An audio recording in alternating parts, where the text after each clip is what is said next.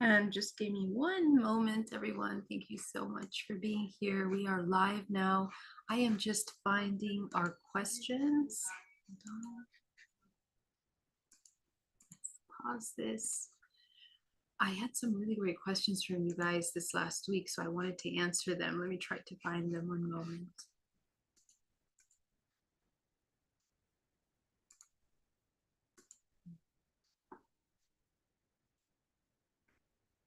All right.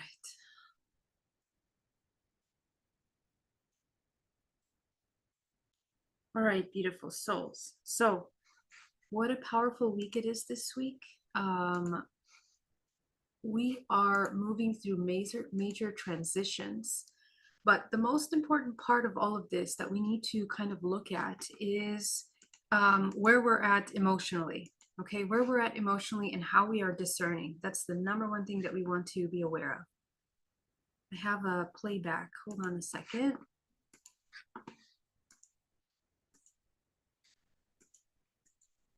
Okay, there we go.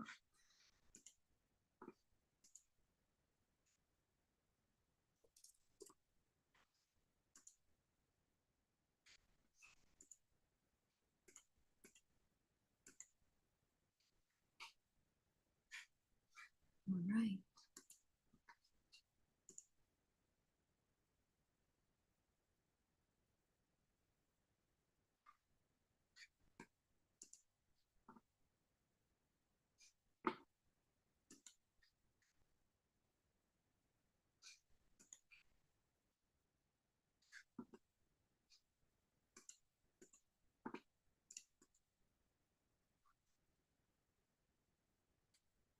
All right, guys. So, I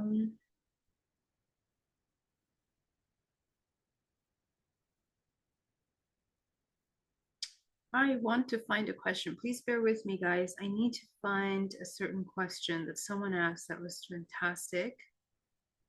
And I want to make sure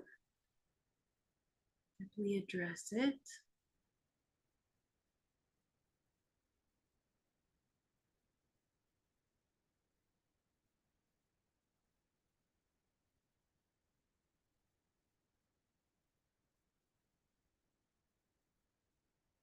Okay. Not finding the question. That's okay. Let's get started. I want to get into this week's theme. We want to talk a little bit about our multidimensional body in terms of the connection between DNA and the life force and our life force and how we're holding our life force. So I'm going to open up my PowerPoint here. Yesterday, I taught a class on mastering self-healing. It was really fun. If you guys are interested in accessing the class as a replay, it's going to be offered as a course. You guys can access that course on my website, and you can you can also have a live Q&A on there that you guys can access. So that will be available tonight. The replay is available tonight for all of you that were signed up to the class and maybe missed it. But all of you that would like to join just, as of now as a class, you guys can join it as well. All right, so I want to talk a little bit about our discernment and tuning in to the subtle bodies of healing. When we are disconnected from ourselves, we usually have a really hard time bringing source life force into the body. And one of the things that comes up a lot when we're disconnected from our emotional body and from our energetic body is that we block that source coming into the physical body. So it's important that you understand that you are more non-physical than you are physical. I think we tend to forget that with our lives. We forget the impact that our non-physical essence has on the material physical realm. And what happens is that we get so entangled in the physical experience that we forget that we have all of these tools available to us that are multidimensional. And that severing and that disconnect is you falling asleep. That's you forgetting. It's you forgetting yourself. It's forgetting your connection. It's forgetting what you are and what you're here to do. And this is where we get confused. We get confused and we get disconnected, and then we go down timelines that are not supportive to our healing, that are completely taking us off track. Okay, so cultivation of your connection to the divine is something that is happening in the present moment all the time. It's not something that we're going to compartmentalize as a meditation practice. And for a lot of people, it's becoming harder and harder to meditate. And that is because the heaviness of these energies in this current time. What is it telling us? We are experiencing a drawing from within, a pulling from within. Everything that is hidden in the subconscious mind is coming forth to be revealed. That this is necessary. If you see the timeline of evolution that we're in right now, we are moving to a higher octave. A higher octave means higher vibrational frequency, means that we are oscillating and moving at a higher rate. And when things are moving at a higher frequency, we have access to higher bands of the spectrum of light. Okay, so faster speed of vibrational frequency, broader spectrum of light. And it means that the veil is thinning. We've been hearing this for quite some time, but it's incrementally growing and growing. But why does it feel like it's difficult to meditate? Because we are going through this key moment. Before we were approaching this pinnacle moment of transition, we are moving. When we were in 2020, 2021, 22, we were approaching this moment. And it was so easy to connect with the meditations, with the work, with all these things, in order to help you access the information needed to be released and alchemized within you. The closer we get to this pinnacle point of transition into a higher octave collectively, the more it needs to be integrated into the actual physical. There is no more disconnect. We cannot separate the spiritual from the physical. There has to be a deep embodiment, a deep integration. So the invitation is, are you aware of where you are compartmentalizing your practice? Are you engaged into the physical world without the embodiment of your awareness of your energy, of your field? You see, those things are not just to be practiced in a meditative state. These are things that have to be brought into your practice. And that is why it's so difficult for a lot of people to really sit still. People are falling asleep, people are disconnecting, people are not able to see as much as they used to be able to see. And that's because we need to embody the higher frequency. And how do you do that? That's the elevation of the higher frequency, but also we have to come into a deep awareness. And it's not a forcing of your intuitive abilities, but it's a constant nurturing and a constant reconnection. Okay.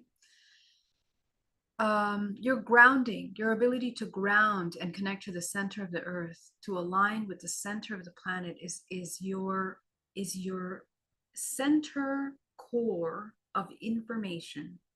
When you connect to the planet Earth, you're connecting to the DNA of the planet. Okay. When you connect to the DNA of the planet, you have the ability of accessing information from the Akashic records. Your body is a holographic DNA system.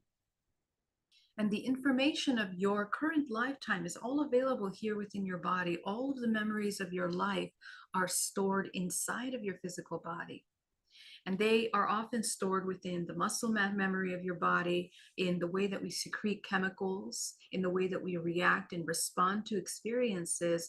These are programmed, and they're a result of the memories that you're holding inside of your field. So I think we need to integrate these parts of ourselves to a point where we're doing the work, the awareness of what these triggers are, what are these things that are coming up, and addressing them, integrating them. And what that allows you to do is it allows you to work deeper into this memory field. Okay. As you integrate these memories of childhood, you begin to expand interdimensional memories.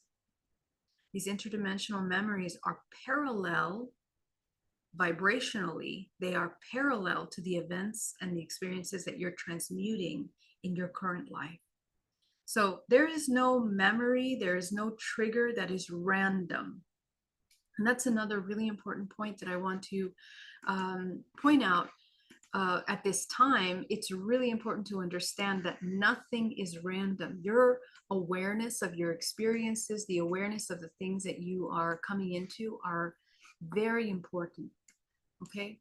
And so this is where we start to understand the difference between compartmentalizing the practice and becoming the practice. The other thing is that as we're moving into a higher octave, your vibrational frequency, if you maintain it low, it's going to feel like a deep empty hole. It's going to feel like extremely low emotion. Okay, because when we go into these higher dimensional levels, as above so below, you expand into the highest level, you also can go into the lowest. Okay, and remember that the higher access we have to ourselves and our higher wisdom, the lower we also have to be able to hold space for. Okay, so this, again, I talked last week about this emotional agility that we have to be able to move from low emotions to high emotions and to be able to sustain a 0 point regardless what's happening in order to grow your energetic body.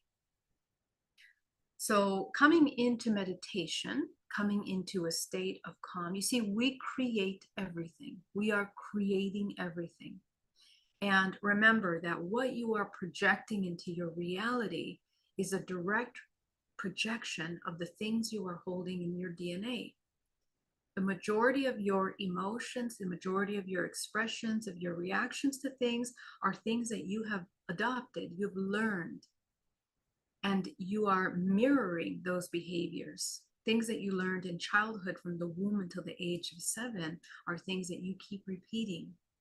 So really, until you recognize those patterns, you're not really applying your free will at all. Okay, you are merely in this repetitive cycle of unconscious repetition.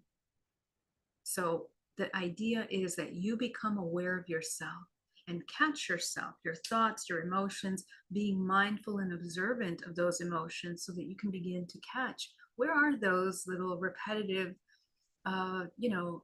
things that have become kind of like mechanical. They're mechanical responses rather than organic creation. And that is the difference.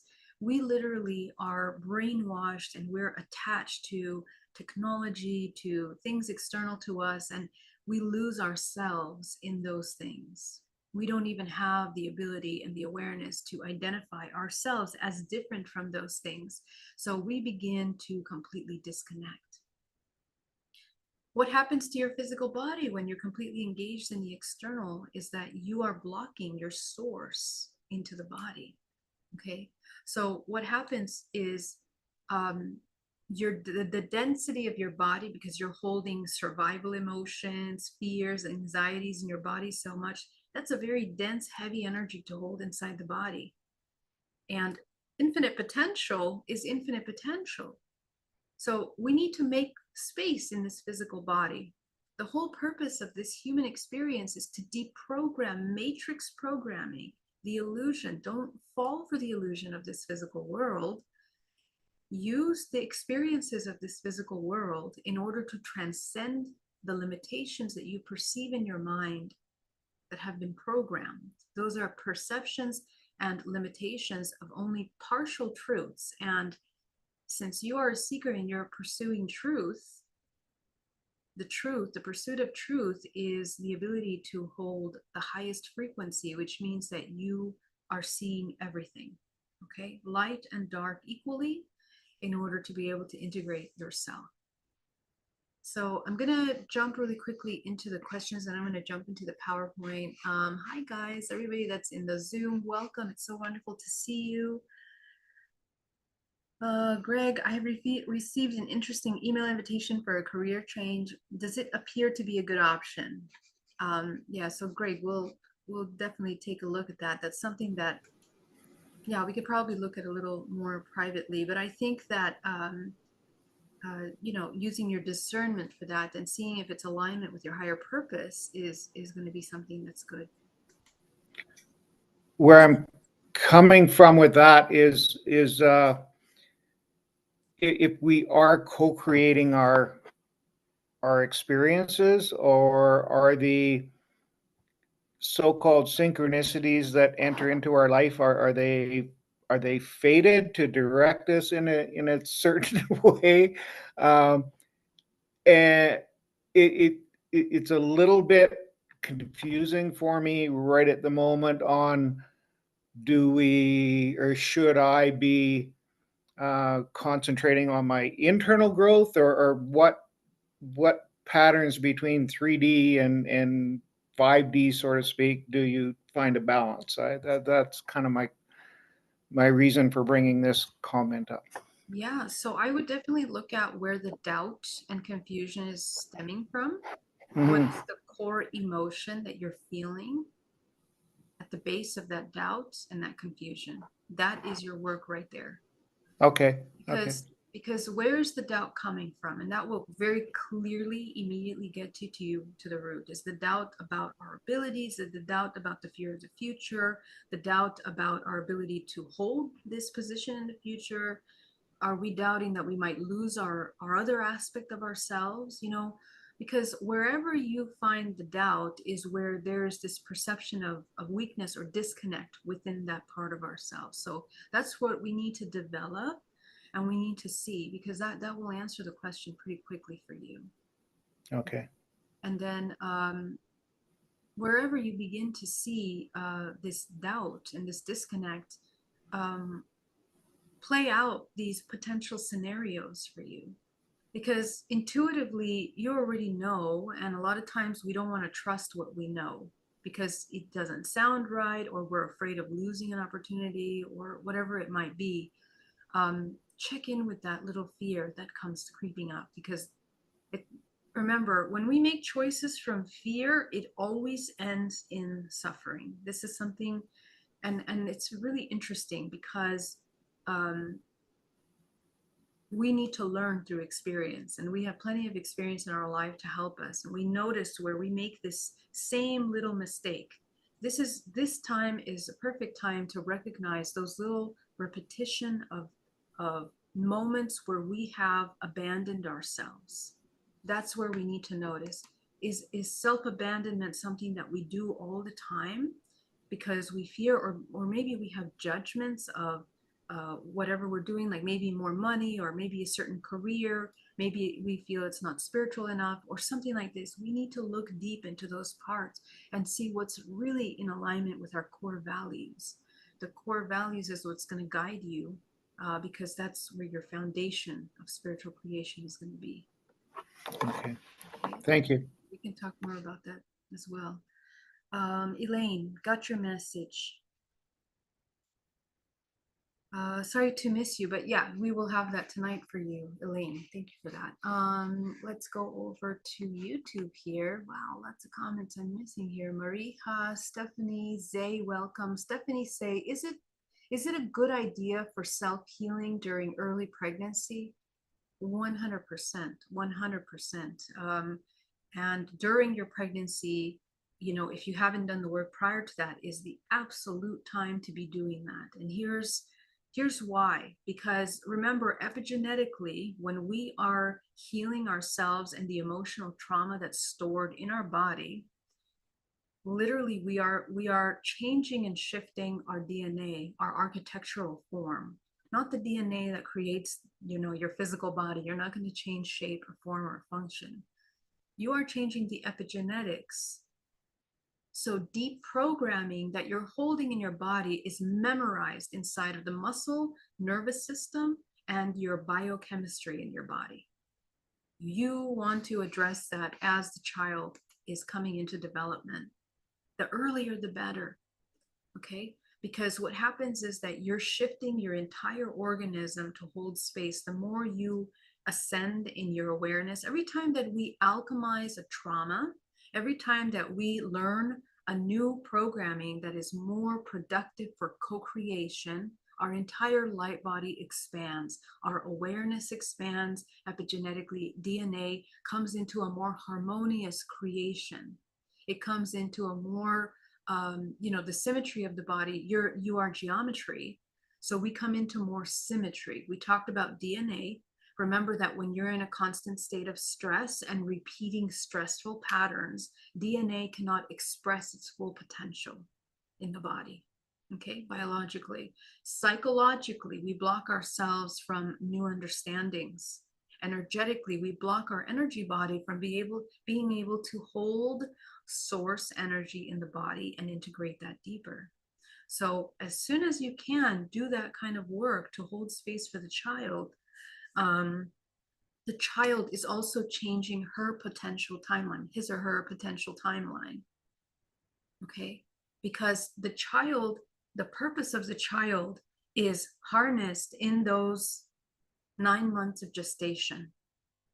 Okay, whatever months of gestation you hold the child within the body, the child is already called forth based on these ancestral programs that go down the lineage.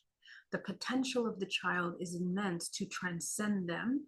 So if you can help relieve some of that and bring new awareness, new frequency, every time that you embody love for a sustained amount of time, you are rearranging at the molecular level your energetic body that allows new information into the timeline of yourself and the child. So it's extremely wonderful that you are doing this work and, hold the space of yourself, everything that you're learning, the new emotions, the new ways of being, embody those, deeply integrate them, become them, because it changes epigenetically the environment that you're creating for the child.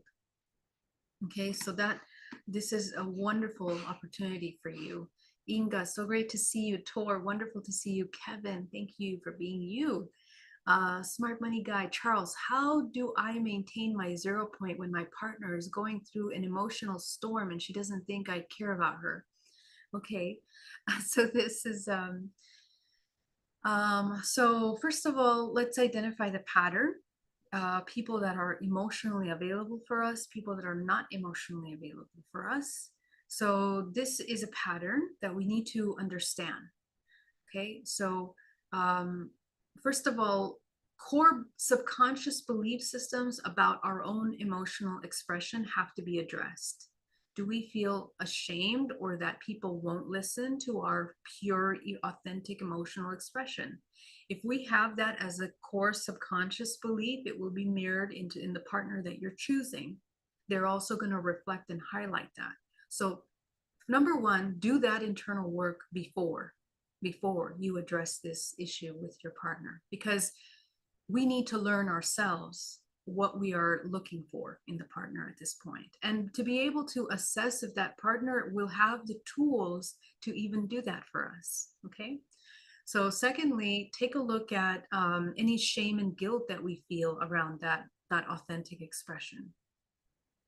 And if we have a pattern of selecting people in our life that are not able to hold space for us, that are not able to hold space emotionally, this might be why this pattern is happening. So we didn't learn that in our life. Now we have to embody that so that we can hold space for the partner. And, usually people go into exaggerated states of emotions or, in order to call attention, in order to call something. So you need to look at that exchange that we're having with the partner. Is it more parasitic? Is it imbalanced? Okay.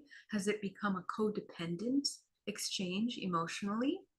Okay. These are the kinds of things that we need to understand and allow ourselves to come into as much authenticity. You do the internal work, you do the internal review first. Do you hold space emotionally for others? Do you hold emotional space for you when you come into emotional storms? Okay, so that will provide you with the tools. And in a dynamic of the male and the masculine, the male is usually the grounded observer that holds space for what is happening externally. and to listen to the messages. Are we becoming defensive? Are we being triggered by what's being expressed? Do we feel vulnerable by what's being expressed? Take a look at that. All of those are invitations to understand ourselves better. And that's what partners are for. They are to highlight the parts of us that we are unaware of, that need refining. Okay? Okay, let's go into Falcon. Blessings. Welcome, Falcon. Welcome, blessings. Maria, so great to see you. Is there end to this emotional transmuting? No, there isn't, because well, see, emotional transmutation is really just, well, let me put it this way. If you are absolutely in the present moment, in a state of awareness, you will become a transmutational force of observation. Okay.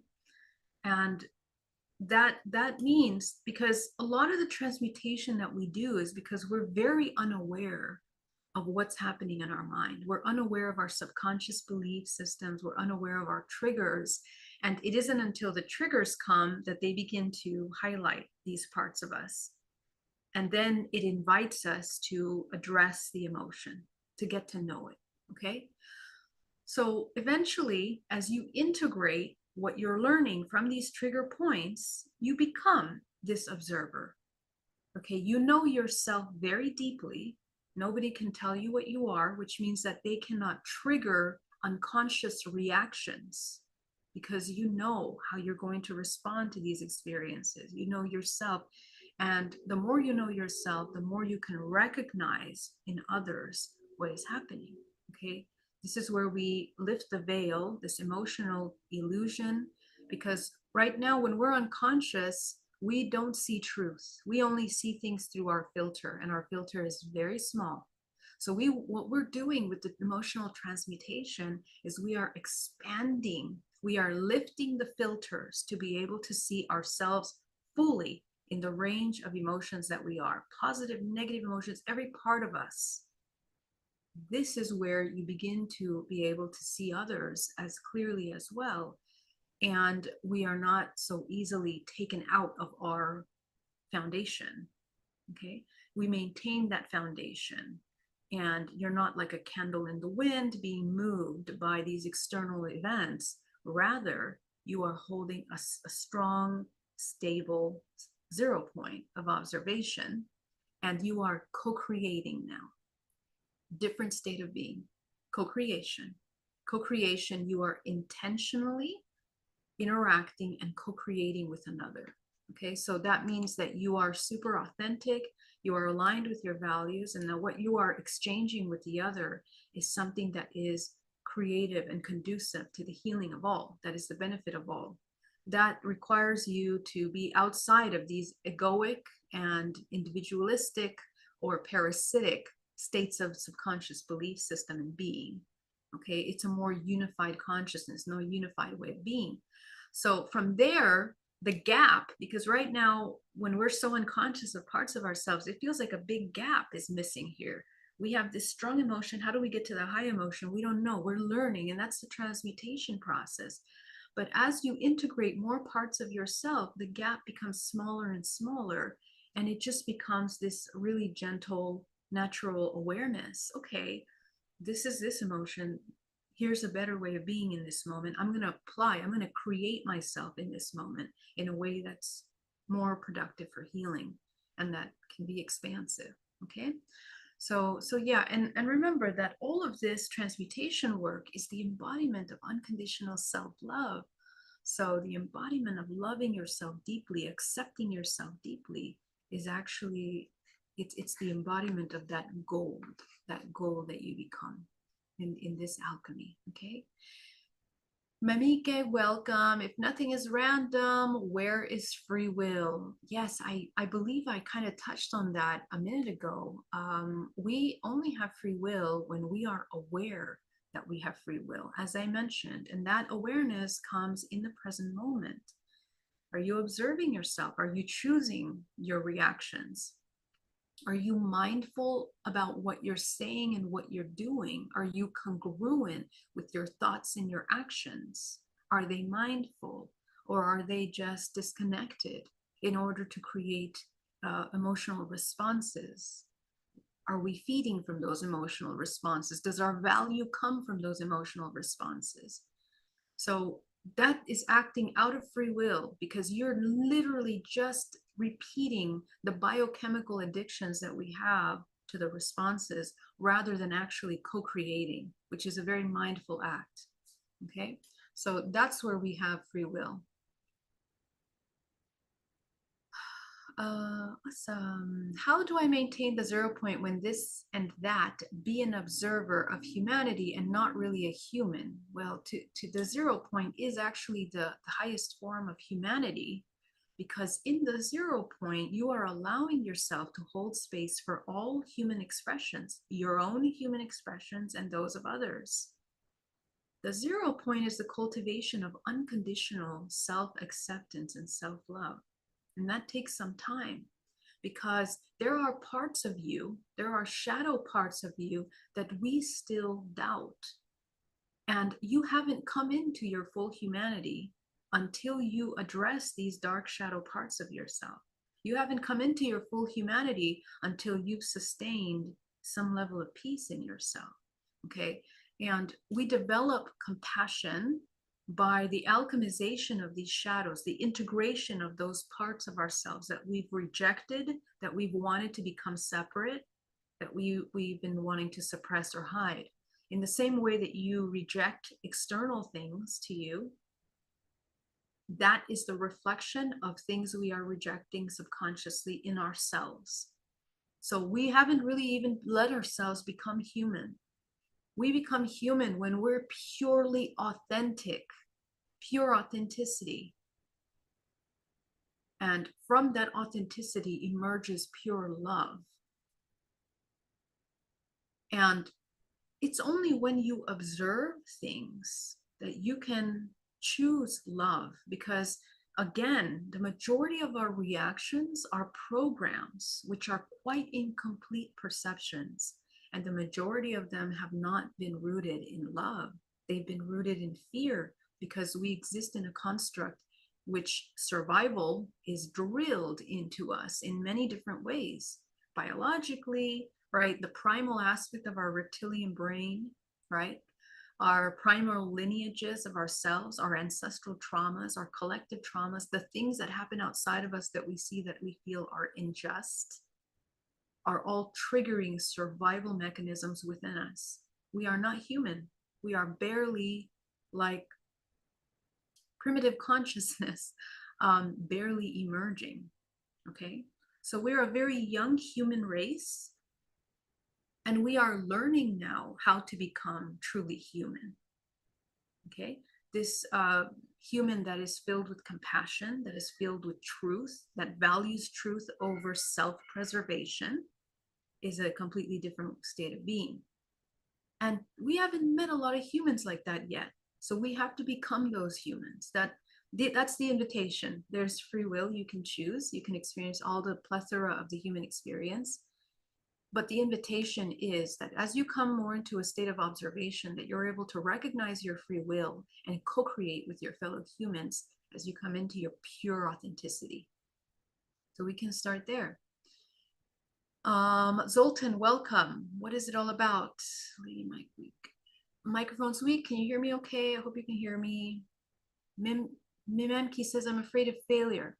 I understand. That is essentially distilling down to the fear of the unknown. We fear the unknown. We have to learn to embrace the unknown, to fall deeply into the unknown. That is the power of the human, where the human reveals itself, the soul of the human. You are not physical. We fear failure because you have a finite perception of yourself. And that's a very small perception of your reality. You are more non-physical than you are physical. So, and you're going to recognize that not just by taking my word. Sit in meditation, become aware of yourself, notice yourself, get to know your emotion, your entire emotional range is the awareness and will reveal to you your multidimensionality. Okay. Thank you guys for your questions. Please put your questions in capital letters. You guys have such amazing questions, but I want to answer them. I can identify them quickly if they're capital letters. So many questions. Welcome, Mother, Jason. Great to see you, Ludi Pie. So another aspect is that, you know, we also need to understand ourselves, and especially now that we are not just human, okay? And this is something that we're going to be forced to accept and realize, especially those that are so disconnected from this concept that you are multidimensional. Our world is changing in a way that it will force us to understand that that's a part of us, okay? The old systems are crumbling down. Religion, you know, a lot of strong influences of cultures that were built on top of religion, political controls are going to change. They will dissolve, they will fall.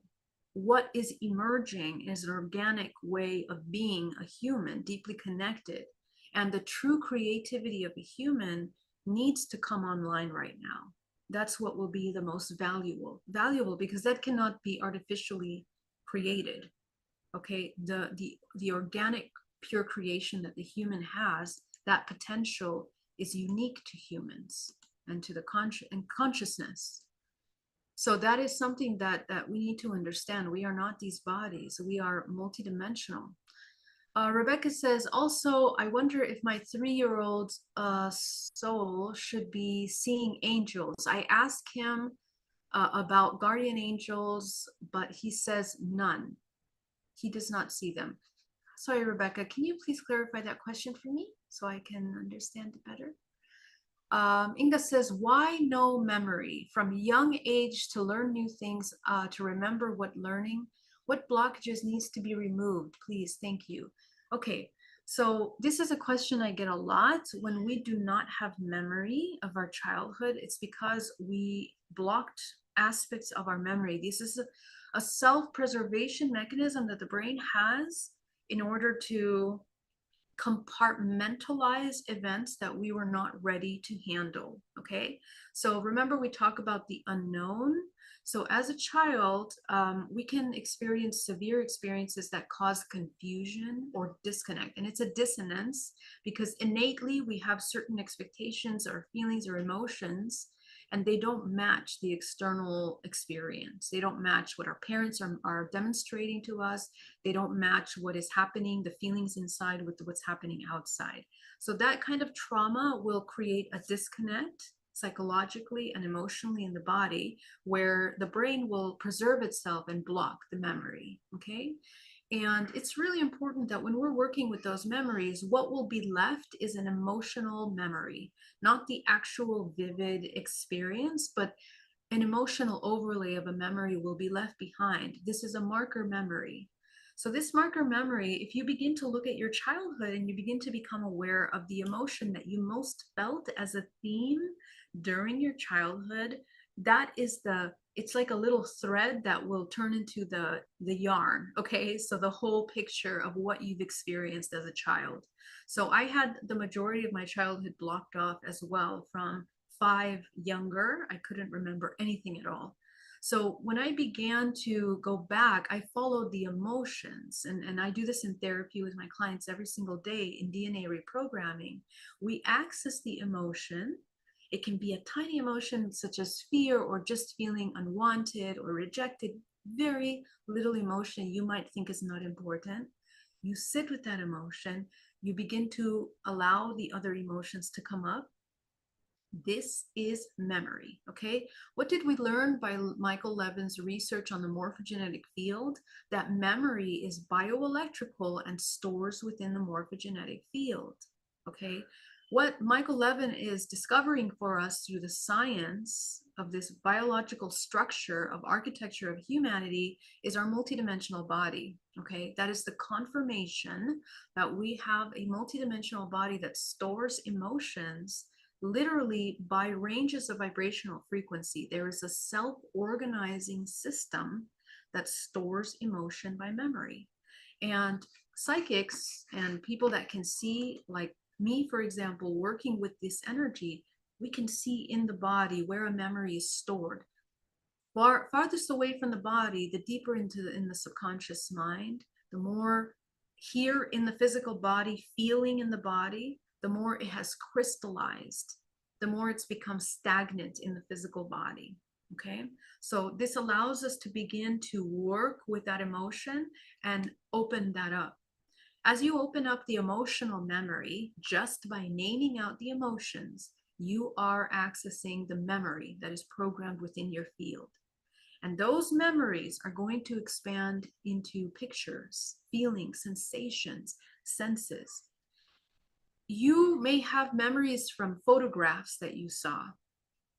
The fact that those memories are available to you are going to help you piece together. And even just by those photographs, if all you have is photographs, you can tune into the emotional memory in that photograph. So use the photograph to access the memory of yourself and the emotion you were feeling in that moment. It's an entire realm of understanding. You understand parents' emotions, father's emotions, what happened there. It's okay if you see it from your perception in that moment. As you meditate and open it up, your perception will broaden. And as you put yourself in the shoe of the other people in the picture, you will begin to understand a broader perception of what occurred. And yes, sometimes these memories are going to be extremely painful. Okay, they're going to cause some kind of disconnect because we had some kind of emotional expectation, or maybe we have a happy face in the picture, but in the background, we know that we have deep sorrow, deep sadness, things that have been happening. It's important to address those and acknowledge them, because guess what? The majority of your emotional program comes from that little moment. Okay, the way you feel about yourself, the way you've programmed yourself to feel, to express, to interact with things is deeply programmed there. Okay, so you're going to recover the memories as you follow the emotional trail. Super, super important. Thank you, Inga, for that question. Guys, thank you so much for the super chat. Thank you so much. Memenki, love you. Thank you so much. So generous of you. Zay, love you. Thank you so much. And Mark, you guys are amazing. Your super chats really helped me. Thank you. We have Simona with her hand up. Go ahead, Simona. You want to unmute yourself, or should I answer your question in the chat? Yeah, I didn't know if you saw my question because I didn't put it in capital letters. I forgot that actually. No problem. So yes, the question is a bit longer, but basically for the past 7 years, I've been on a spiritual path, and I really I took my soul mission really word for word. So I followed my guidance and I did a lot of soul healing work, but I continued following the guidance to work with the body. Then I saw with identities, old identities, and now I'm working through the body because I found myself, I put myself in freeze. As it happens, I've done too much energy work and the body wasn't ready. It's clear. Okay, I'm working through it. But my question is, before I started this work, because I've been taking stock of what happened in the last 7 years, I had a very fulfilling life. I was manifesting the money, the husband, moving abroad, traveling the world, having an amazing job. And then I lost everything all in the same time. And then from then, starting on the spiritual path, I started to actually not to manifest, but to actually go on the opposite of having it all. I'm not sure if I make sense. So I got into a wrong job that completely killed my everything. I have no partner. I don't have a desire for a partner. It would be nice. I started not to earn any money. I lost completely the connection with money as I used to have before. And okay, so I understand that this what happens, but at a certain point, you feel like something should come up. I don't expect to apply for 1,000 jobs. I don't expect to. So right now, after being so aware of everything and then bringing it down here, I'm expecting things to happen, and they don't. So I'm a little bit confused in terms of like, you know, when descending from these higher realms into 3D, and I don't expect to apply for 1,000 jobs as I used to do before. I don't expect to like search like I just expect things to happen, and this is not, at the moment, this is not what's happening, and I'm a little bit confused what I'm doing wrong. Okay, So that would be excellent. Thank you for your question. So a couple things. First of all, what I really would love for you to do is to go back to the original intention that drove you into making the decision of the job and the partner. What was driving you there? And it's really interesting, but we might think that one part of us is driving us into those decisions, but in reality, subconsciously, another part is driving us. And there's two parts to this, because we need to identify what was the subconscious belief system.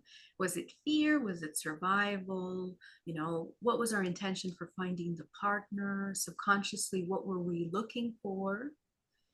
Very important, okay? Because your real subconscious intention can be rooted in insecurity, fears, anxiety, self-doubt, feeling disconnected, feeling lonely, any number of those emotions that could have been driving you subconsciously. Guess what? Those are the ones that create the outcome. Those are the ones that create the resonance for the partner, for the job, in order for it to manifest in the way that it does. So we actually have to go back to understand what was driving us. The lesson is there. And so what happens a lot of times, and you are describing something that is actually quite a strong theme right now that people are realizing.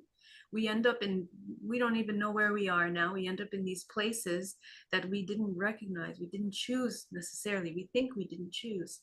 But the lesson is, what are your core values? Do you trust yourself? Do you follow your higher purpose and your higher calling in your decisions that you're making? Do they drive you emotionally, deeply from that place?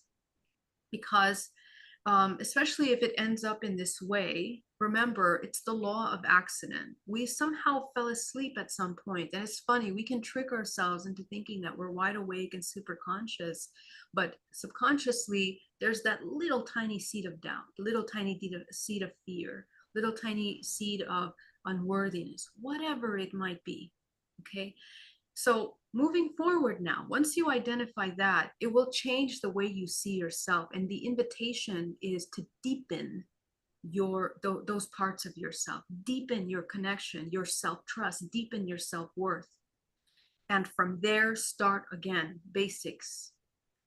We have to do the work. We have to look for the job that we want, but now it'll come more clearly to you, because you have to get very clear about, what do you really value? In this last experience that you had where things fell apart, there was something we were valuing that wasn't really in alignment with us. You have to identify that, so that now the value has to change. We have to shift where our values were. And the way that we look for the job now, it has to be discerning and clear. We are picking this job in alignment because this, and this. Does it match my core values? Does it match what I'm trying to do, my purpose? Does it match the lifestyle of peace and harmony that I need to maintain in order to be loving towards myself? Same with the relationship. The relationships are so wonderful to show us where we are not loving ourselves. So get into those parts. Those are the parts that will bring a light and a clarity in your path, and they will direct you exactly where you need to be. Because this work that we're talking about, it's not just in the mind, it's not just psychological. You're changing, you're shifting your frequency, you're activating aspects of dormant DNA of yourself, you're waking yourself up into consciousness. How does the human create in this holographic system? Waking up consciousness in order to manifest and co-create. Pure creation, pure love emerges from that state. The more you allow yourself to remove the blockages of embodying pure love in your body, for yourself, towards yourself, and then towards the collective, it's like a magnet that will attract you and pull you in the direction of things. And don't get comfortable with any ideas of, oh, we're not going to be, looking. follow your intuition. You might look for the job, you might look at, but you're going to find what is actually truly in alignment with you. Remove the judgments that we put on ourselves, because I think in the spiritual community, we sometimes we get lost with these idealisms of what spirituality should be, and then we forget to be human, as someone just mentioned earlier. Authentic. Come into your authenticity. What is truly authentic for you? What do you need? And act from a deep self-love and nurturing of yourself, because you are the source of your security, your support, the life that you want to lead, the job that you want to have, the partner that you want. You are in control. So you have to take back that awareness and come into your full state of creation. Okay? So I hope that helps a little bit with that one. Simona, thank you. Yes, I hear you, and it's yes, the seed of doubt comes back just because when I thought I was getting somewhere and I started to have things happening, then something else happened, and I went into the void far too many times. Of course, the seed of doubt comes back, right? Because if you think, oh, everything started to happen, and then something happens, and then you fall down again. I was like, how many times can I fall down? What's going on? So that's why. But yeah, I hear you. The seed of doubt, it's there. Yeah. Okay, so the doubt then has to be addressed. Focus only on this, okay? I see. Obviously, Yeah. we're falling again and again. So look at the pattern, because the doubt is just one little part. Underneath that doubt, or behind that doubt, is going to be certain insecurities, certain other things, belief systems about ourselves. Handle those, Okay. address those. Those are what will create the magnetic force of creation and manifestation, and pull you in the direction that you actually need to be. And I guess if at all, the lesson is self-trust and your intuition, your internal guidance system. Were you really listening to the guidance system? You know, if there were any parts of you that were kind of not really listening, there you go. You understand what happened. Possibly. Yes. Possibly, yes. Take a look at that one, okay? Thank you, my love. Thank you. Thank you. All right, let's go over here in the chat. Let me see.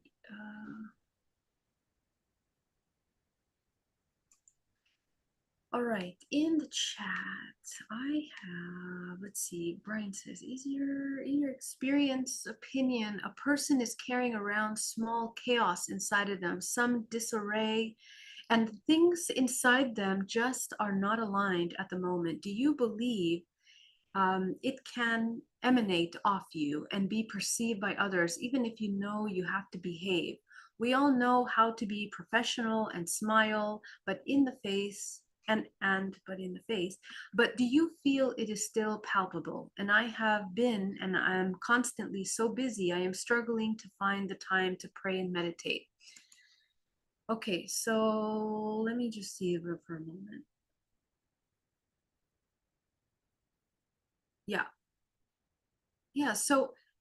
So Brian, I think this really comes down to self-love. Okay, we have chaos inside of us. That should be our first invitation to address that. Okay, so whatever chaos is happening inside, we need to make time. We need to make time to sit with the chaos, to observe it, to understand what is happening there, and to listen, because underneath that chaos is a child part of us, especially if you mention the part of, kind of like it's perceived by others, even if you know you have to behave. So there's this idea that, we're doing wrong, or, there's some parts of us that are shameful or unacceptable, perhaps. So behind that, there's a child that is yet to have been seen or to develop fully.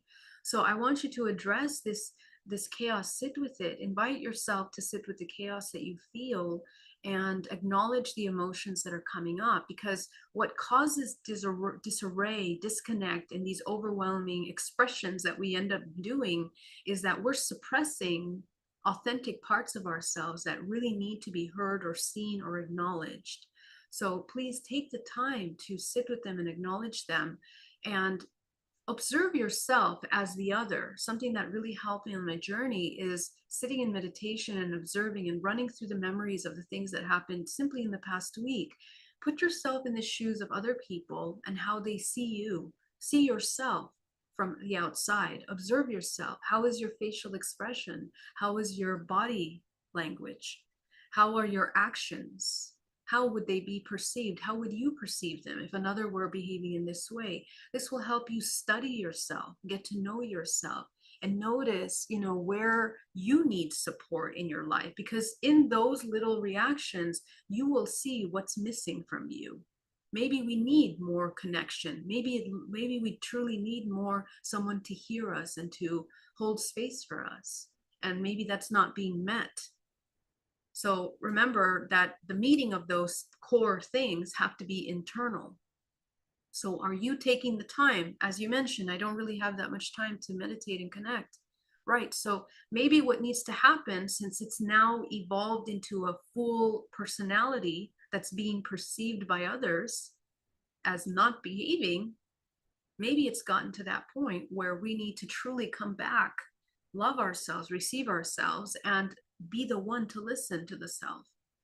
And it will satiate that thirst. It'll satiate that part of us that is driving these actions, these expressions, these personalities, and maybe even going into your professional interactions here, as you mentioned, professionality. Okay, so we don't want to just have a mask. We want to remove the masks, all the masks that we're wearing, in order to come into that pure authenticity. And sometimes that's going to feel very vulnerable, very raw. And that's okay. We have to hold space for that.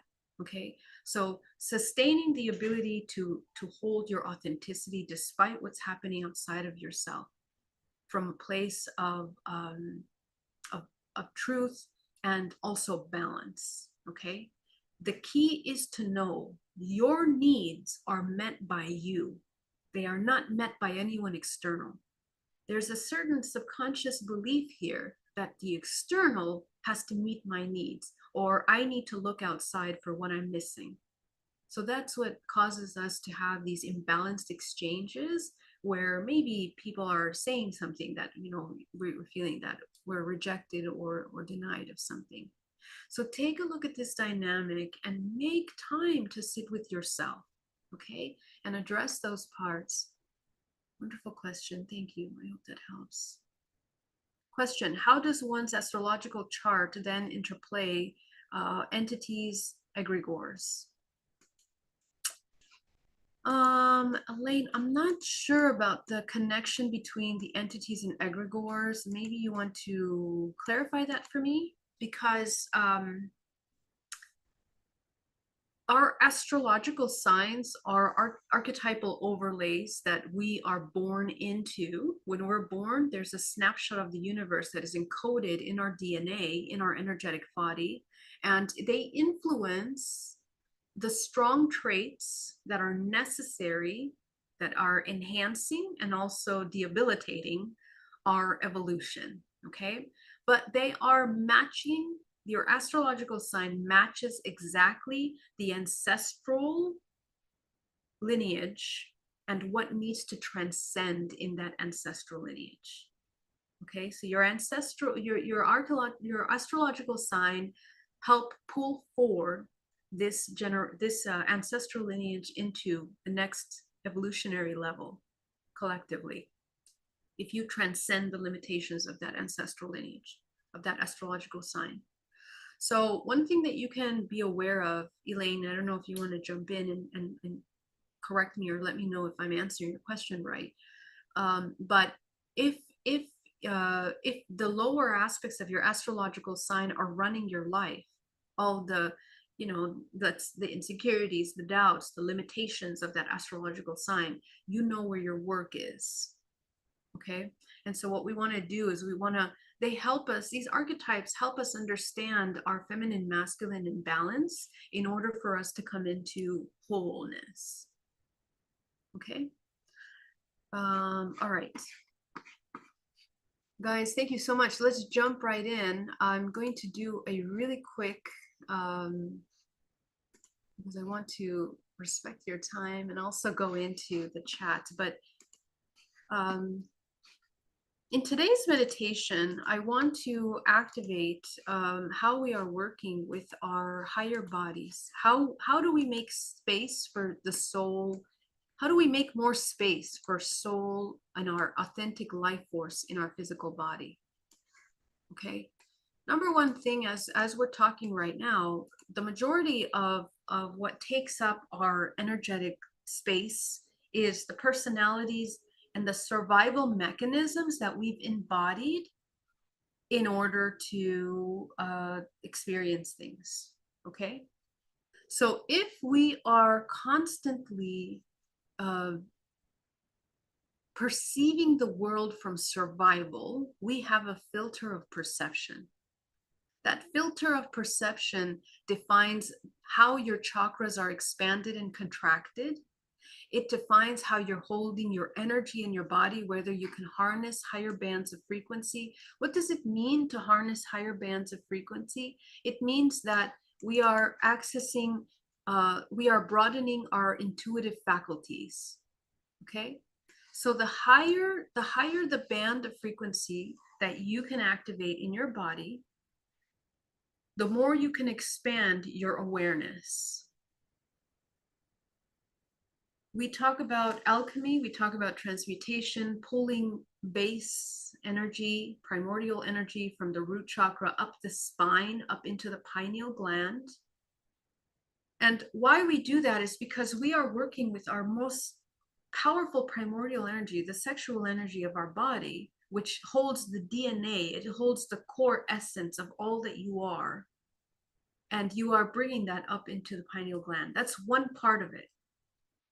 But we are also opening the third eye, your intuitive center, which is actually made up of many, many systems. Your third eye is made out of many, many systems.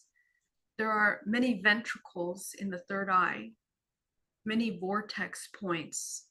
The third eye is not just a dual vortex system. It has many ventricles that are connected to the pineal gland and also the other glands in the brain, the reptilian brain, the amygdala, all the way down from your nervous system, okay, the vagus nerve that goes all the way down your spine into the parasympathetic nervous system. Your third eye is connected to all of those. Why? Because your intuitive system is connected to your nervous system. You cannot activate your third eye, your intuition, without connecting to your nervous system. That's why when you are in a state of anxiety or stress or panic, you can't see straight. You know that saying, I can't see straight. I'm so nervous, I can't see straight.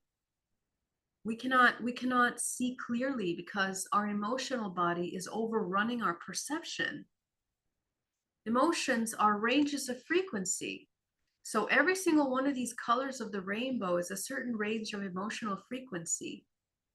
The slower the bandwidth, we understand the color ranges, red to violet, right?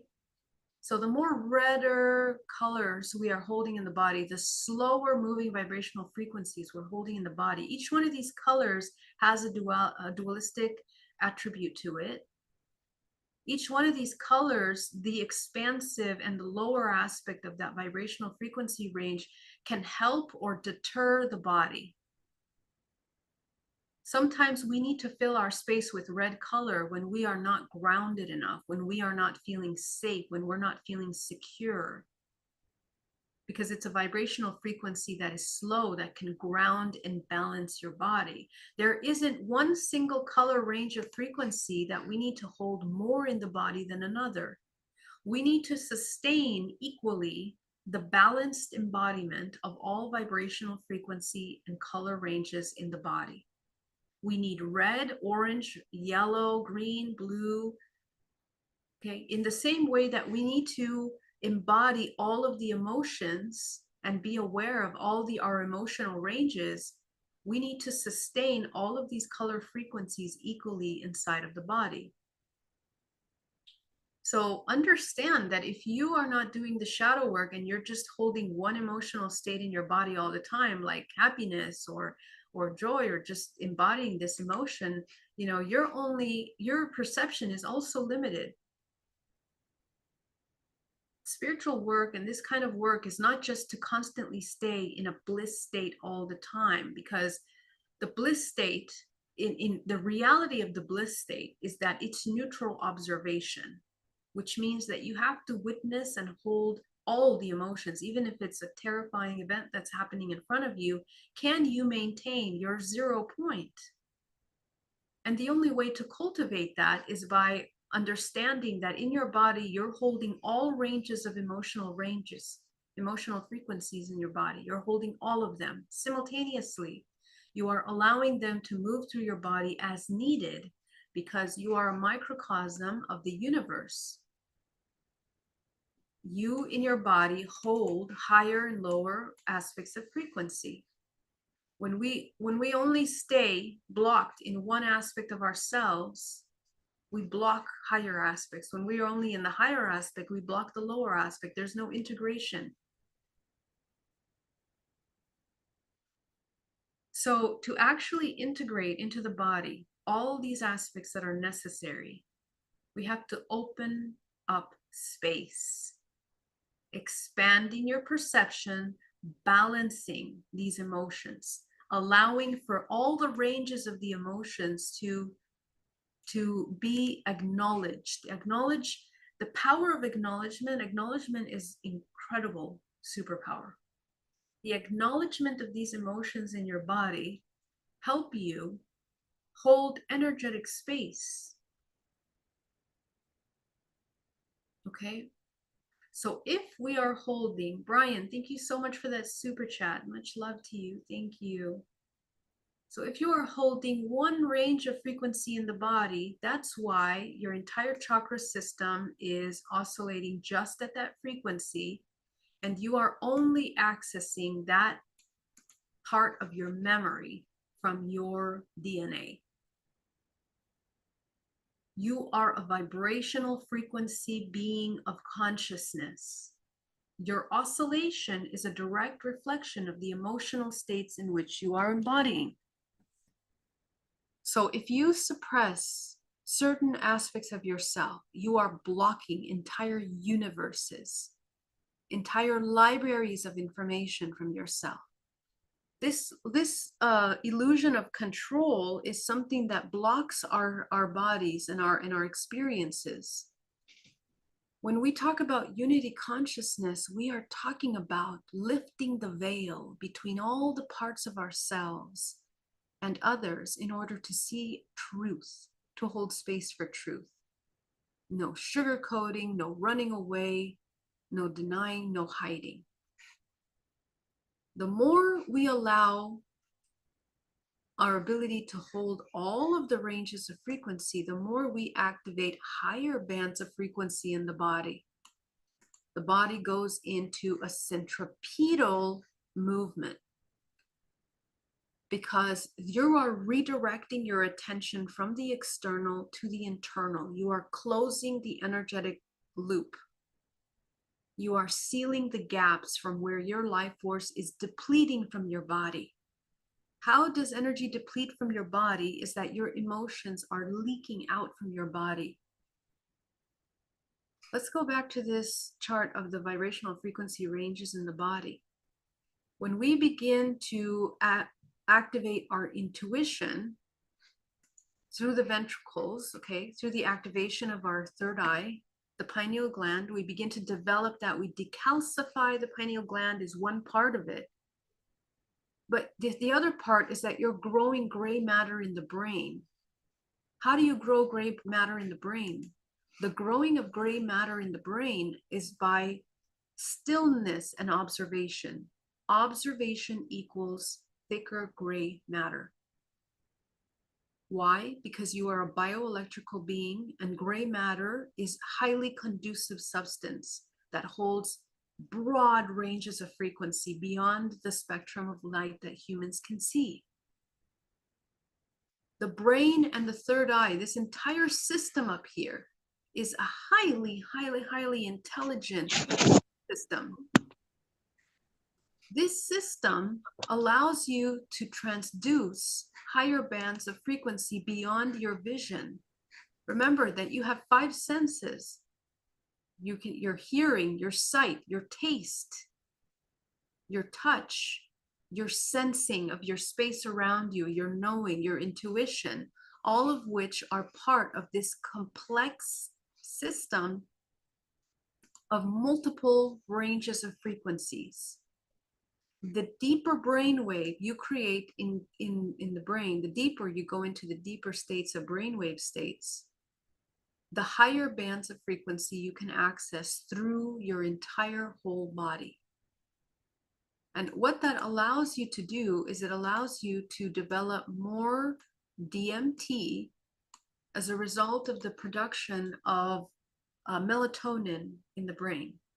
Melatonin is what allows us to sleep. It allows us to sleep because we are aligning with the natural circadian rhythm of the earth. When we align with this natural circadian of the earth, we actually align with the regenerative cycles that regenerate all the organs, the brain, the chemistry in the body becomes regenerated. So when we go out of alignment with these circadian rhythms, our organs become oversaturated with energy that is blocked. Every single hour of the day is allowing the organs to regenerate and release and renew information in the same way that a month, 30 days is a perfect timeline. The moon cycles, they're a perfect timeline to help us move through blocked energy. Within 1 month, we're experiencing entire shifts of vibrational universes through our body. So the blocking of these energies in the body, which are allowing this flow, why is it looking like a snake? Because the dualistic nature. Each one of these points of energy through the body that creates these bows of energy are allowing dualistic aspects. That's why there are 2. When you exist in other parallel universes, in higher dimensional planes, you have more than that. Your 12-strand DNA is divided equally within the movement of frequency that your body can move and channel. Your spine being an incredibly powerful transduction of energy and information. Okay? Each one of the vertebrae inside of your spinal cord is accessing certain ranges of dualistic frequency, emotional frequency in your body. So we are moving as we move and we make space through this spinal cord. We are opening memory. We are activating memory in the body. So once you begin to access these higher bands of frequency, the more that you regulate your nervous system through the state of observation, you grow more gray matter in your brain, and eventually that gray matter grows all the way down into the spine.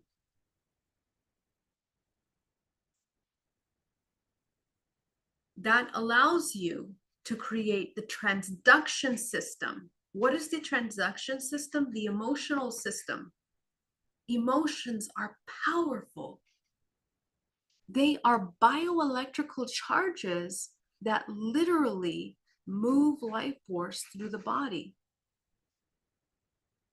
Every single emotion is expanding your chakra. Your chakra is a vortex. It is a portal into many dimensional realms, which you navigate in dream state, but you also navigate in waking state. Most of you are not aware, and most of you are operating at lower bands of frequencies.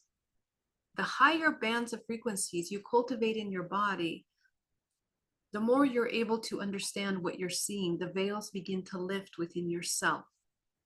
You can see dead people, you can see beings, you can see orbs, you can see lights, you can see all kinds of things around you. You are constantly surrounded by all kinds of beings and entities.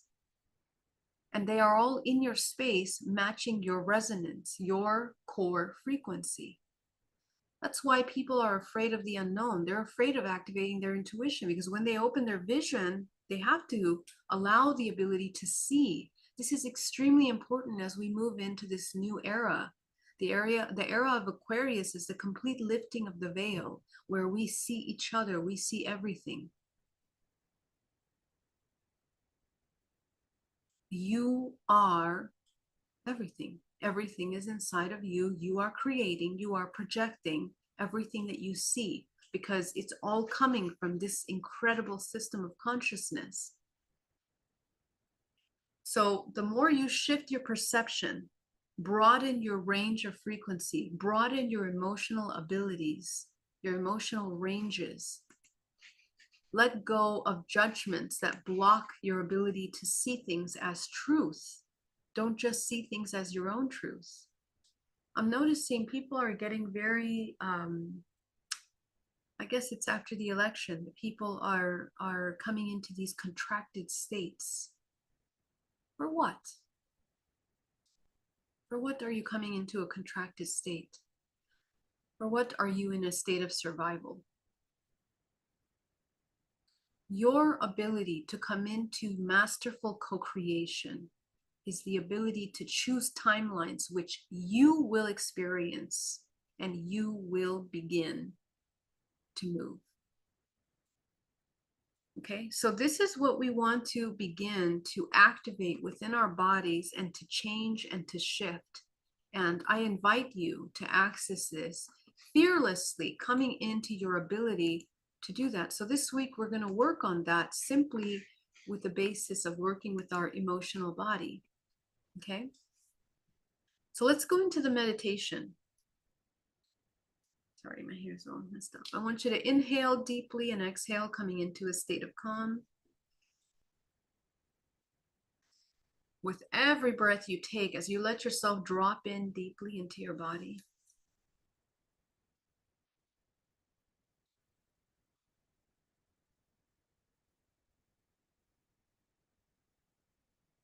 connect to the center of the earth. I want you to feel the rotation of the earth through your body.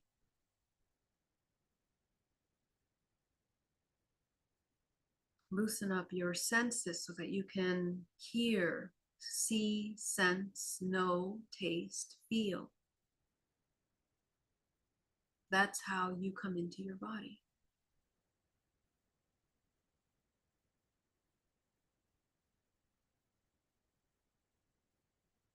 Notice the muscles that are tense in your body and release them. Notice what you're trying to control right now with your body. Allow yourself the luxury of coming into absolute authenticity with your body.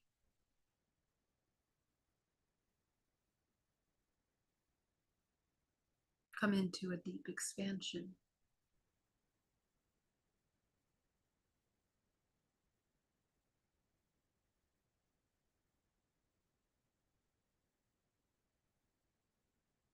Go ahead and visualize the bubble around your body.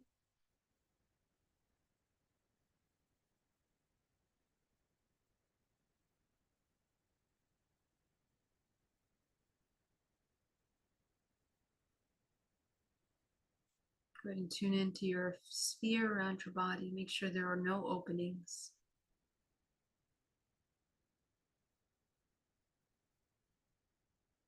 Own your space. Own your space.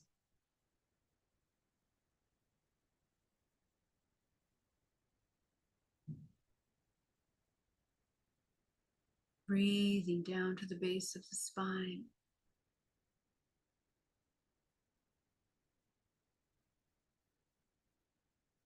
Go ahead and shrink the root chakra at the base of the spine, sacral and solar.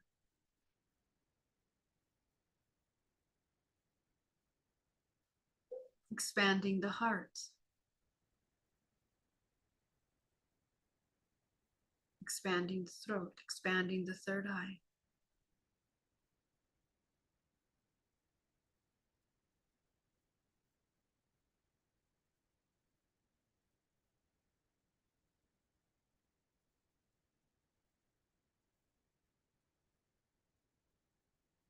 Go up into your crown.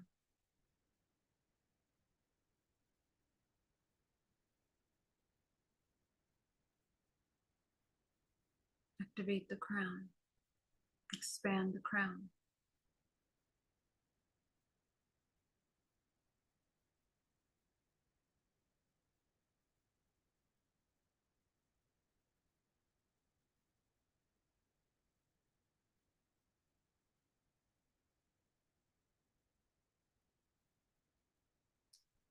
I'm going to select the color that is very healing for you. Go ahead and pull that up from the center of the earth, up your feet. Visualize at the base of your feet, sucking that color up from the earth up into your body.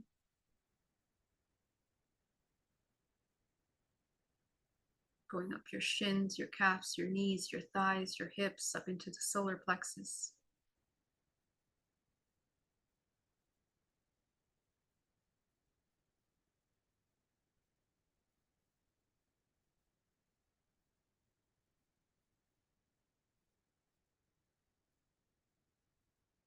From source, go ahead and pull down powerful range of cosmic energy down into the crown of your head, through your pineal gland.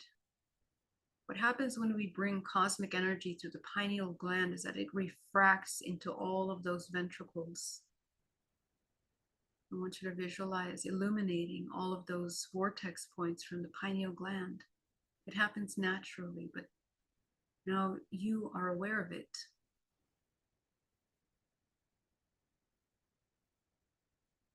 Pulling that energy down your spine and combining with this healing energy at your center core.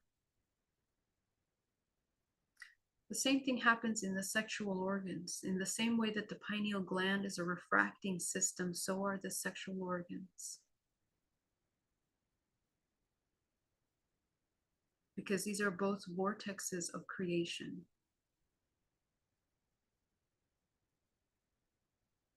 They're portals of creation. One creates the holographic projection of your reality, and the other one creates physical reality.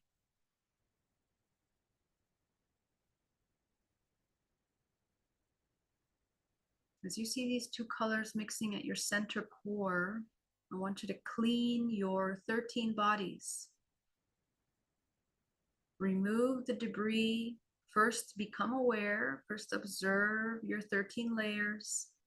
Notice where you have blocks, holes, openings. You're going to sweep through from top to bottom, right to left, whatever's easy for you. Go ahead and clean the 13 layers of your body from all these blocks, emotional blocks, thought forms, stagnant emotion, things that you've suppressed, ignored, rejected, that are in your energetic space, lingering. Allow yourself to become aware of the thoughts that you've kind of accumulated through this week unconsciously in your energetic field.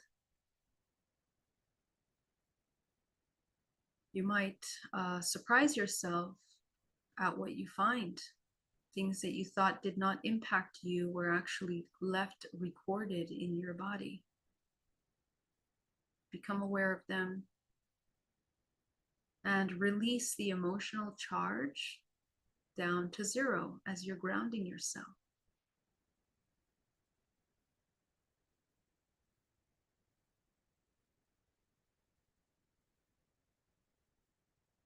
You can imagine that every aspect of your 13 dimensions, a range of 10 to 0, and if 10 meaning that that layer of your body is filled with emotional energy, thoughts, memories, you're going to just take it down to a 0. Every single layer of your body.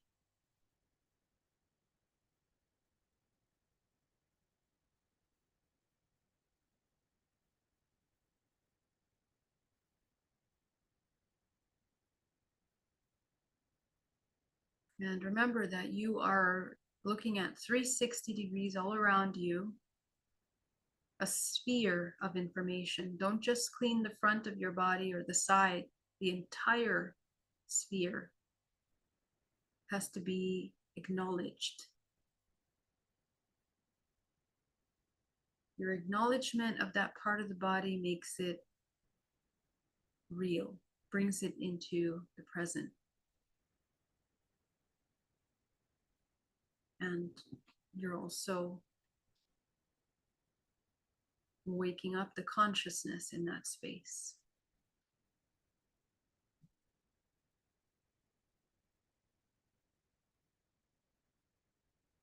You take 10% of this healing earth energy and cosmic energy, and we're going to channel down to the center of the earth. Go ahead and heal the earth.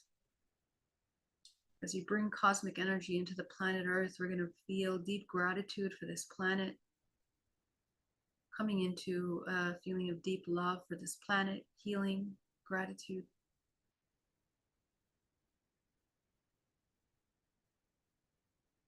Feeling deep love and gratitude for our family, our friends, our loved ones.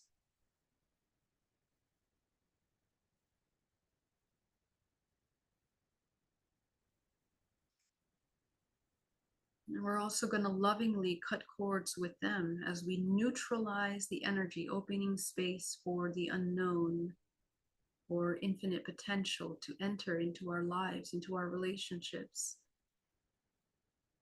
so that we can create from a place of higher understanding. So go ahead and take 80% of that healing color up your spine and from the crown of your head, coating the outside of your bubble.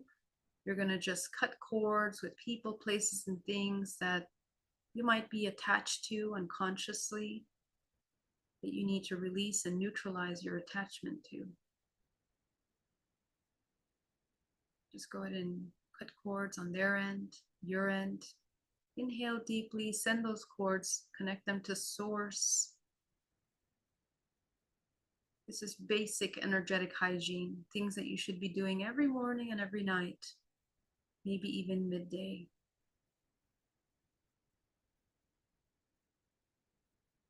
Every moment of your day, really.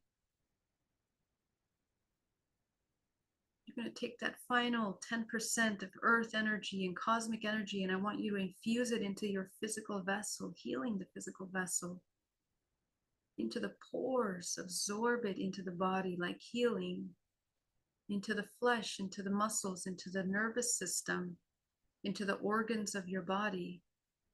Bring your attention to your internal organs. Check in with them. Are they functioning the way they should be functioning? Are they in harmony? Are you in harmony with them? Are we taking responsibility for the consequences of our actions? Observe your organs and notice your relationship with them. Are you breathing deeply? Are you eating what needs to be eaten? Are you nourishing the body consciously? Become aware of any toxins that your physical body is holding and release it down to the center of the earth. Emotional toxins are first. Food toxics and waste are second, because they are usually a result of the emotional toxins.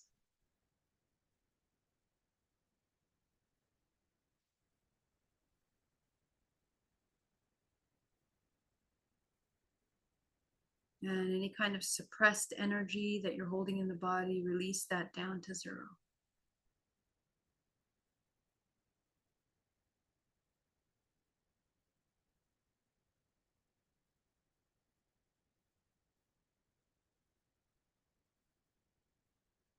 Breathing deeply. I want you to begin to observe yourself over the past 24 hours. What emotion did you feel the most in the past 24 hours?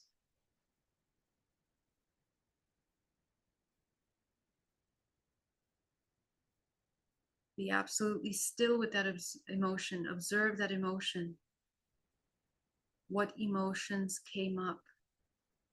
What emotions come up? What emotions are inside of this emotion?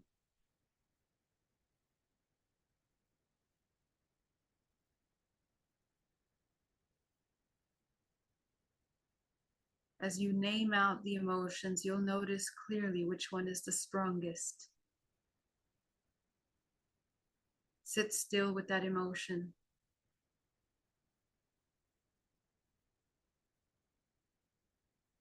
Go ahead and name out the emotions.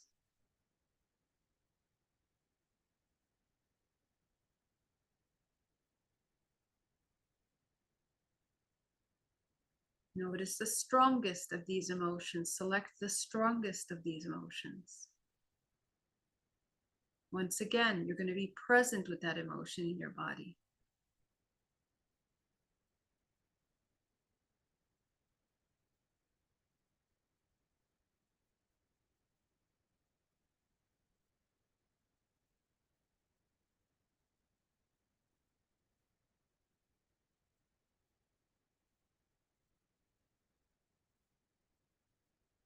As you name out the emotions that come up, as you're present with it, you're already learning so much about yourself. You're learning so much about your patterns, learning so much about your emotions, about your true feelings, and about your authenticity. Don't be judging any of the things that come up. Observe them, witness them, hold space for them, hold space for yourself.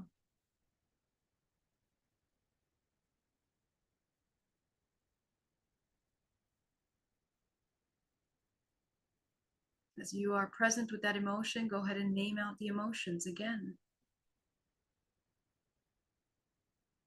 You are selecting the strongest of the previous list, and you're going to observe it.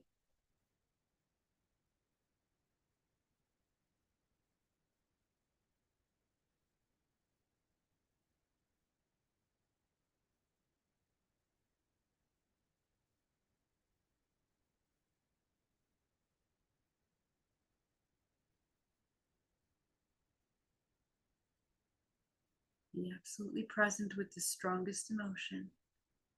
And I want you to take yourself back to the very first time that you felt this way.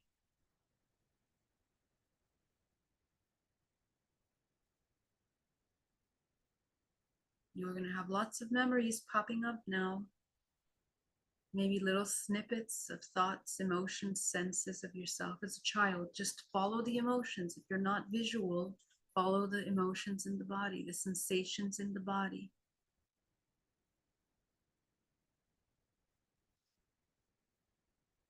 Be absolutely present.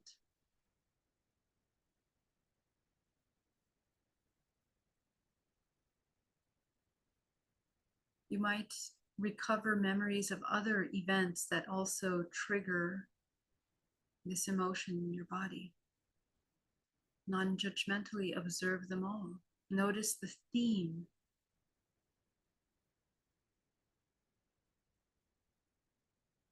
Allow yourself to feel the emotion that comes up. Be absolutely present with it. Observe that emotion.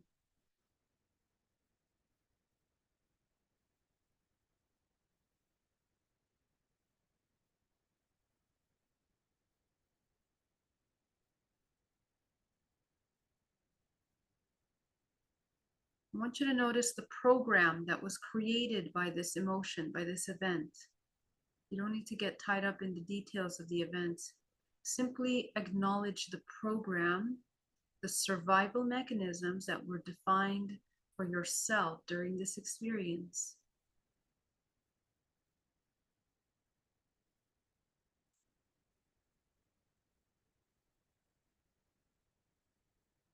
As you observe this emotion and this belief system, notice how it's impacted your entire life. How many times are you repeating this program in your life? How is it affecting your relationships, your relationship with yourself, with your own ability to change, to expand, to evolve? How is it changing your relationship with family, with friends, with loved ones? How does it change your relationship with your career and your ability to succeed in life or expand? How does it affect your ability to love yourself unconditionally?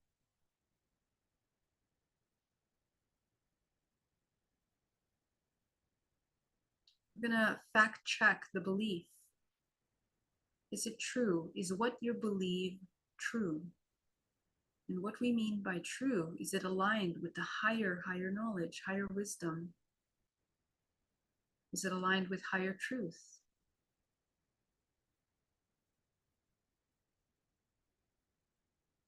How does it make you feel to acknowledge that?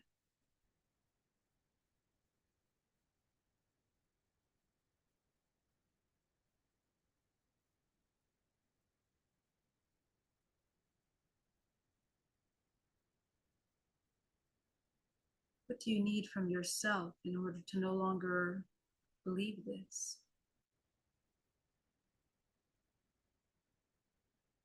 Allow these emotions to reveal to you.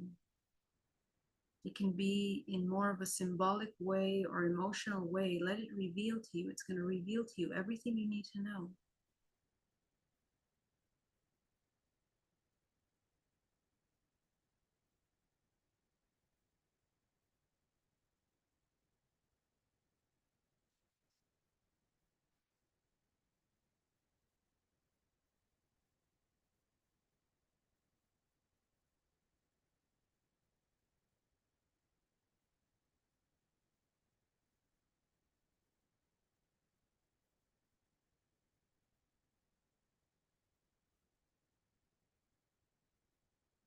Take a look at, you begin to take accountability for your belief system. What is it that you're avoiding with this belief system? Maybe you are suppressing a certain part of yourself that you don't believe should exist, or perhaps that you don't want to take responsibility for, or afraid of the responsibility of this belief.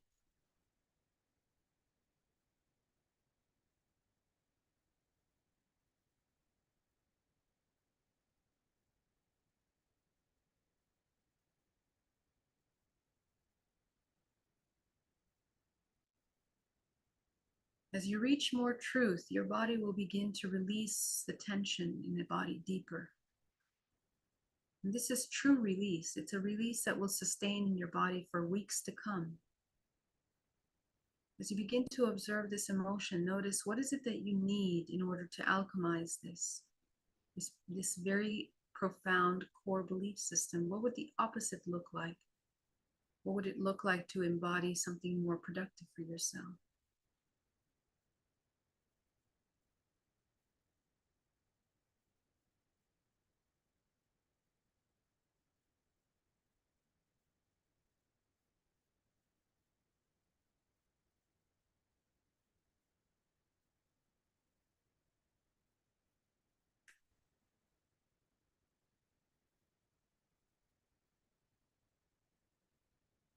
So you begin to notice, go ahead and fill yourself up with exactly what you need. I want you to see all the fractals of yourself also infusing themselves with this new understanding.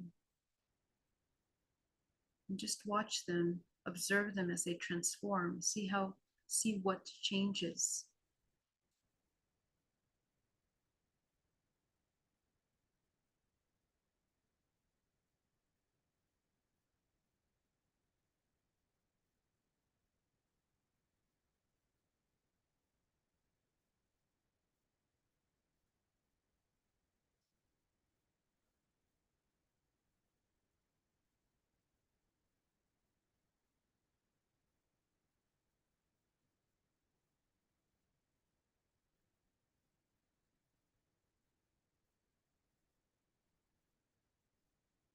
Very good. As you allow yourself to integrate all the fractals of yourself, I want you to inhale deeply, taking this fractal into your body.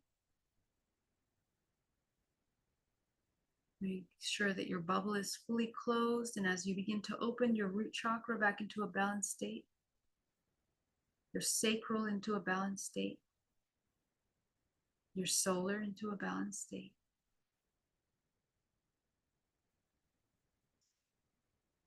Closing the heart just a little bit, the throat just a little, the third eye just a little. You're going to go up into your crown, activate your crown, expand your crown. Once again, clear the debris of all the things that you've took into your body at this time. Clear them out, take them down to zero.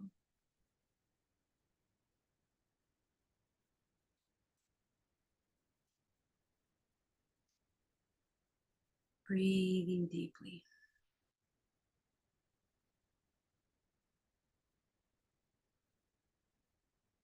You're going to fill your body with gratitude, fill your body with love. Fill your body with peace.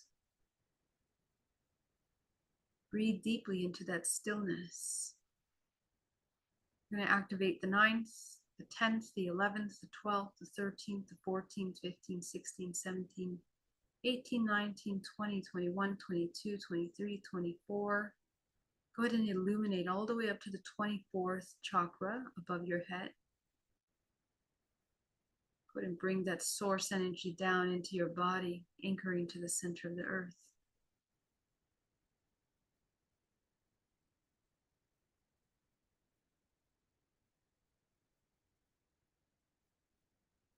Breathing. Go ahead and allow yourself to open your eyes back up and come back into the room.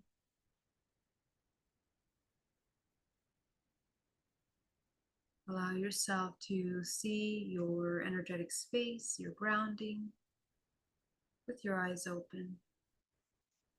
Excellent. You guys did amazing. I want to thank you so much for joining me today and spending this time with me. It was such a pleasure and it was such an honor to share this information with you. I hope that it helps you in some productive way. And if you guys have any more questions, you can put them in capital letters. I do have a couple questions I'm going to answer. One is from Brian.